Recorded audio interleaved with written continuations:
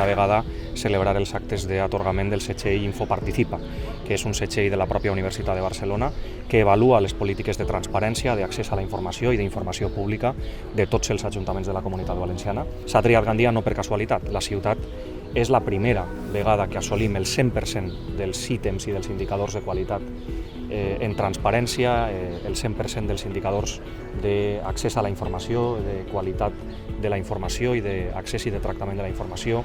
Som l'únic ajuntament de més de 50.000 habitants que té el 100% dels indicadors. Cultura de transparència n'hi ha poca.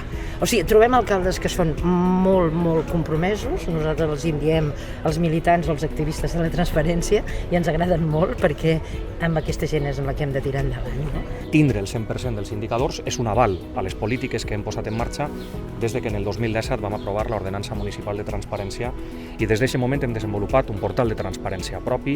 Totes les factures d'aquest govern municipal són factures públiques a disposició dels ciutadans. Som un ajuntament que ha passat de l'opacitat a la transparència i un ajuntament que ha passat de les paraules als fets. No sols predicar en la transparència, sinó fer-la i posar-la en pràctica tots els dies amb la nostra acció de govern. Seguirà sent així mentre jo sigui alcalde.